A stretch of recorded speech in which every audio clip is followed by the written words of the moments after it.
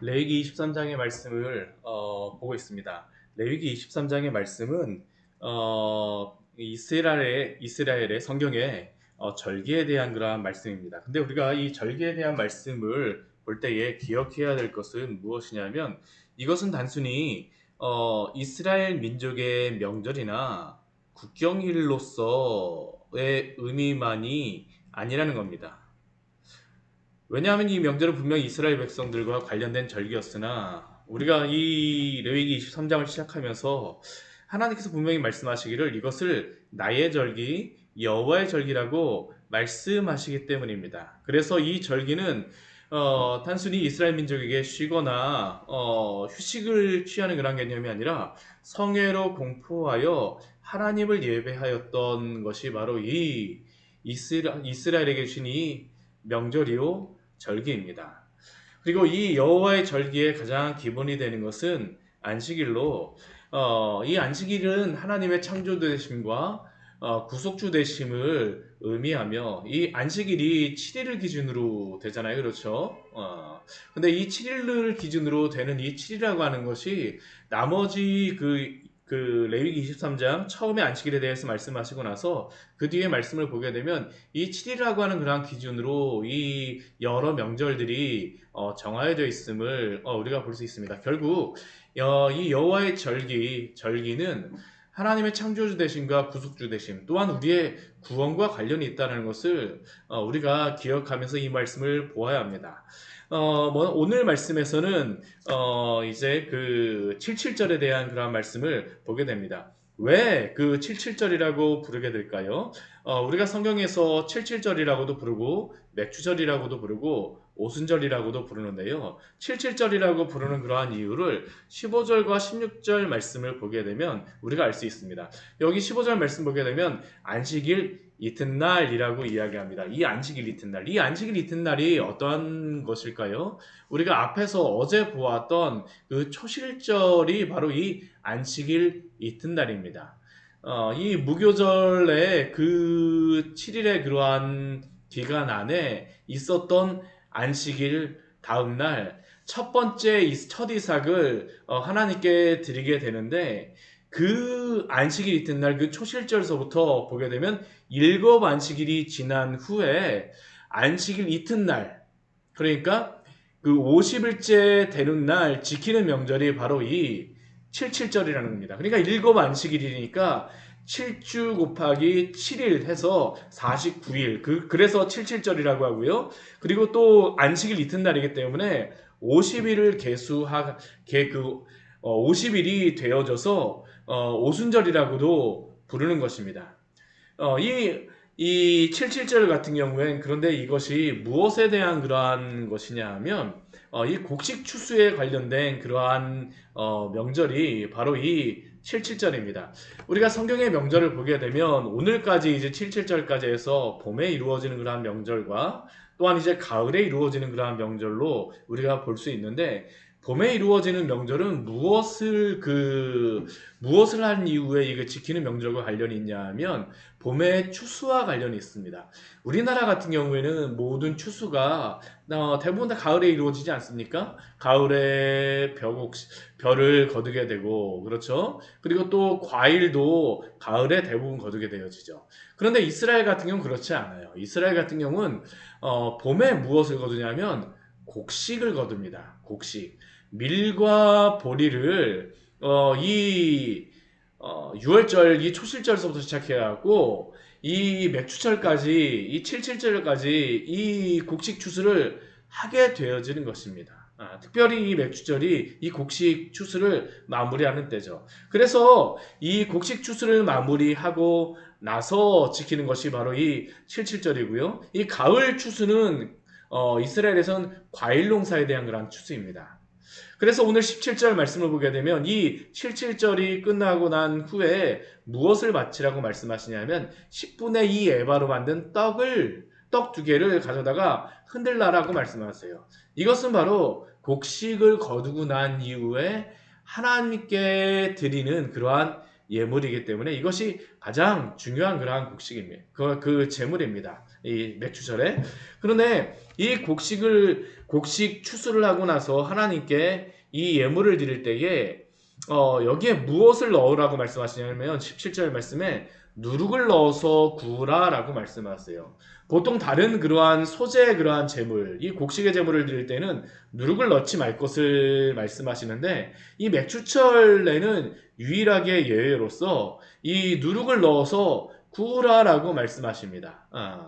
이 누룩을 바치게 되고요. 그것뿐만 아니라 또 무엇도 바치냐 하면 우리 18절 말씀 보게 되면 1년 된 흠없는 어린 양 7마리, 어린 숫소 1마리, 순양 2마리를 바치고, 또한 우리 그 19절 말씀 보게 되면 순념소 하나로 속죄제를 드리고 1년 된 어린 순양 2마리로 화목제물을 드리라 라고 말씀하십니다. 이 앞에 우리가 무교절 같은 경우에는 이렇게 많은 제물을 바칠 것을 말씀하지 않았어요. 그런데 이 맥주절 같은 경우에는 많은 이러한 제물을 하나님 앞에 바칠 것을 말씀하십니다. 왜 그럴까요? 풍성한 추수를 하고 난 이후에 하나님이 하나님이 풍성한 추수를 하고 난 것에 대해서 감사함으로 드릴 것을 요구하시는 것입니다. 그리고 풍성한 추수와 함께 이스라엘 백성에게 무엇이겠습니까? 기쁨이 있습니다. 기쁨이 있어요. 그래서 이 맥주절 77절 같은 경우에는 누룩을 넣어서 풍미를 더하여서 이들이 하나님 앞에 드리는 것이죠. 기쁨의 그러한 제사요, 또한 풍성한 제사를 드릴 것을 말씀하시는 겁니다. 그리고 이것은 그 바치는 사람만이 풍성함을 누리는 게 아닙니다. 우리 20절 말씀 보게 되면 아까 첫 이삭의 떡과 2마리 어린 양은 그 여호와 앞에 흔들어서 드리게 되어지는데 이것은 누구에게 또 성물로서 누구에게 드리냐 하면 제사장에게 돌리라 라고 말씀하고 있습니다. 그 드리는 그 풍성한 제사를 제사장들도 함께 나눌 수 있도록 하는 것이죠.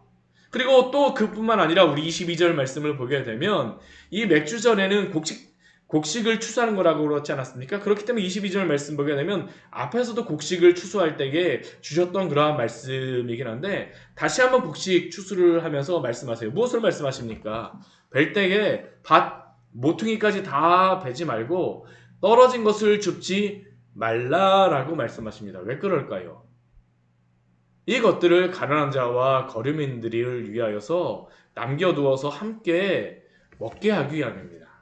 그러니까 이 곡식 추수를 바치는 이 77절은 하나님의 주신 풍성한 추수에 대하여서 이 바치는 사람이 기쁨으로 하나님 앞에 감사함으로 드릴 뿐만 아니라 그 사람이 또한 그 기쁨을 이 예배 가운데에 누리고 또한 제사장들도 이 기쁨을 함께 누리고 또한 가난한 자들과 거류민까지도 이 풍성한 추수를 누리도록 하시는 것이 바로 이 77절을 명하신 하나님의 이유입니다. 그렇게 이 맥주절의 이 제사, 이 77절의 제사는 기쁨의 제사입니다. 풍성함의 감사의 제사입니다. 그렇다면 이 77절이 신약에 와서는 어떻게 이것을 우리가 하나님 앞에 드리도록 하실까요? 특별히 77절은 신약에서는 오순절이라고 불렀습니다. 이 오순절에 있었던 일이 무엇이냐 하면 바로 성령께서 이때 임하시는 일이 있게 되어집니다. 우리가 아까 이 77절을 시작하면서 안식 후 이튿날서부터 시작하게 되어지는데 이 안식 후 이튿날이 바로 그 초실절 아니었습니까? 근데 그 초실절의 의미가 어제 제가 무엇이라고 말씀을 드렸었나요? 예수님께서 부활하신 것이 바로 이 초실절의 의미입니다. 예수님께서 부활의 첫 열매가 되어 주셨는데 그리고 나서 50일째에 있었던 일이 바로 이 오순절이고 이 오순절 때에 바로 성령이 임하신 것입니다. 초실절에 부활의 첫 열매 되신 예수 그리스도를 통하여서 오순절 때에 성령이 임하심으로 신약의 교회가 세워졌다라는 것이 바로 오순절의 중요한 의미이죠. 우리가 사도행전 2장 우리 말씀을 보게 되면 이것에 대하여서 우리에게 말씀하고 있습니다. 우리 사도행전 말씀을 같이 한번 읽어보도록 할까요? 우리 사도행전 2장 1절서부터 4절까지의 말씀입니다. 같이 읽도록 하겠습니다. 신약성경 188페이지입니다. 오순절 날이 이름에 그들이 다 같이 한 곳에 모였더니 호련히 하늘로부터 급하고 강한 바람 같은 소리가 있어 그들이 앉은 온 집에 가득하며 마치 불의 혀처럼 갈라지는 것들이 그들에게 보여 각 사람 위에 하나씩 임하여 있더니 그들이 다 성령의 충만함을 받고 성령이 말하게 하심을 따라 다른 언어들로 말하기를 시작하니라. 예수님이 부활하시고 난 이후에 50일 후에 바로 성령께서 강림하신 것입니다. 그리고 성령께서 강림하심으로 신약의 교회가 시작되었습니다. 신약의 교회와 이 구약의 교회와 차이점이 무엇일까요? 구약의 교회는 이스라엘 민족만으로 이루어진 그러한 교회였습니다. 그러나 신약의 교회는 어떻습니까?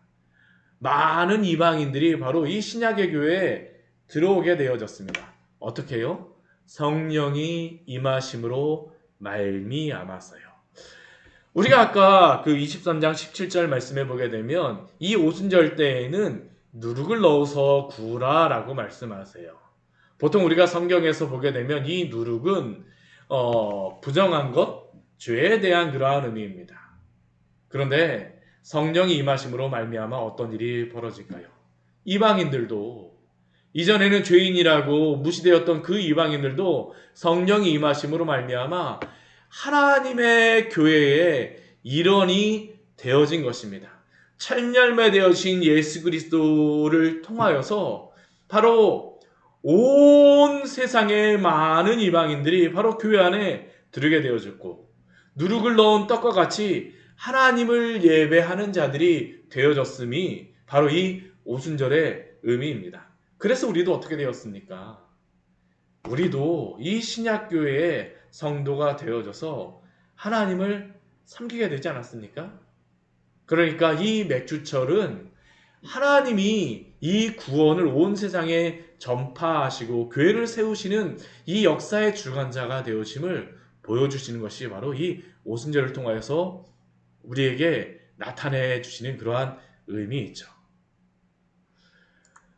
그 다음 우리 그 23절 이후의 말씀에서는 나팔절의 그러한 말씀이 나오고 있습니다. 이 나팔절은 언제냐 하면 7월 첫째 날, 7월 1일이 바로 이 나팔절의 시작입니다. 아까 그 안식일이 7일로서 시작되면서 이것이 모든 절기의 기준이 되어졌다라고 이야기하는데요. 이 나팔절도 바로 7월에 시작되는 그런 명절입니다. 7월 1일. 특별히 이 7월 1일은 이후에 있는 대속제일과 또한 그 초막절, 이 가을절기의 시작을 나타내는 것이 바로 이 나팔절의 의미입니다. 이 나팔절은 이 1년의 그러한 농사가 다 마무리되는 것을 마무리되는 그 추수의 그러한 시작을 알리는 것이 바로 이 나팔절의 의미예요. 이 나팔을 불면 무엇을 할까요? 사람들이 모이게 됩니다. 우리 교회에도 저 뒤에 보게 되면 이 양각 나팔, 이 양의 뿔로 만든 그러한 나팔이 있는데요. 이 나팔을 불게 되면 온 이스라엘 백성들이 성회로 모이게 되어집니다. 성회로 모이게 되어져요. 하나님께 회개하고 하나님의 그러한 추수의 계절이 왔음을 기억하며 모이는 것이 바로 이 나팔절의 의미입니다. 그렇게 이 나팔절에는 온전히 하나님의 성회에 참여하기 위해서 어떠한 노동도 하지 말라라고 말씀하세요. 그렇다면 이 나팔절의 의미는 신약에서 무엇을 의미할까요? 우리 데살로니가전서 4장 16절과 17절 말씀을 보게 되면 이러한 말씀이 있습니다. 우리 데살로니가전서 우리 말씀을 같이 한번 찾아보도록 하겠습니다. 데살로니가전서 4장 16절과 17절의 말씀입니다. 같이 한번 읽어보겠습니다. 주께서 호령과 천사장의 소리와 하나님의 나팔 소리로 친히 하늘로부터 강림하시리니 그리스도 안에서 죽은 자들이 먼저 일어나고 그 후에 우리 살아남은 자들도 그들과 함께 구름 속으로 끌어올려 공중에서 주를 영접하게 하시리니 그리하여 우리가 항상 주와 함께 있으리라. 이 신약에서 나팔의 의미는 무엇이냐 하면 예수 그리스도가 재림하실 때를 의미합니다. 영적인 추수가 가까워졌을 때에 나팔을 불게 되어지는 것이죠. 구약에서 1년의 그러한 모든 추수가 끝나서 사람들을 모으는 것과 같이 이 신약에서는 영적인 추수의 때가 가까웠음을 기억하며 나팔을 부는 것이 바로 이 나팔절의 의미입니다. 이것은 데살로니가 전서에서만 말씀하시는 것이 아니라 고린도전서 15장 51절과 52절 말씀을 보아도 이것을 우리가 알 수 있습니다. 보라 내가 너희에게 비밀을 말하노니 우리가 다 잠잘 것이 아니오 마지막 나팔에 순식간에 호련히 변화하리니 나팔 소리가 나매 죽은 자들이 썩지 아니할 것으로 다시 살아나고 우리도 변화되리라. 결국 이 나팔절은 영적인 추수, 마지막 재림의 때, 역사의 마지막이 다가왔음을 알려주시는 것이 바로 이 나팔절의 의미입니다. 특히 이 나팔이 가장 중요하며 많이 나오는 때가 언제냐면 바로 요한계시록에서 나와요. 요한계시록 8장 말씀해 보게 되면 7 나팔을 천사들에게 주어서 그 나팔을 불게 하시죠. 그 나팔이 불어질 때마다 어떤 일이 있습니까? 이 세상에 여러 가지 일들이 벌어지며 재앙들이 일어납니다. 어떤 곳에서는 빛이 막 쪼여서 고난을 당하기도 하고 어떤 곳에서는 바다가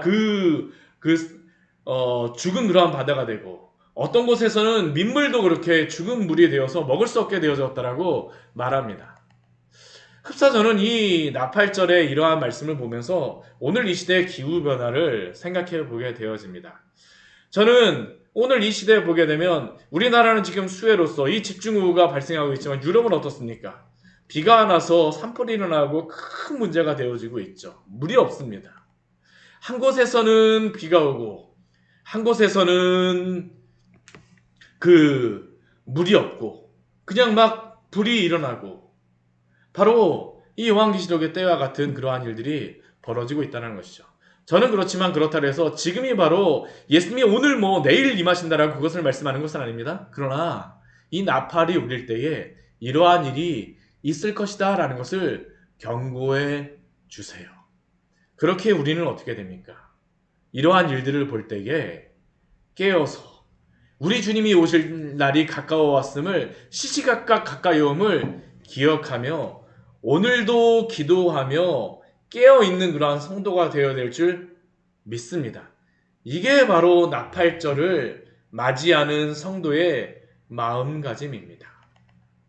이 이스라엘의 절기는 그래서 하나님이 역사의 주권자로서 이 역사를 주관하신다라는 것을 우리에게 보여줍니다. 오늘도 이 역사를 주관하시는 하나님을 신뢰하며 믿음으로 깨어서 있는 성도님들이 되시기를 축원합니다. 같이 기도하도록 하겠습니다.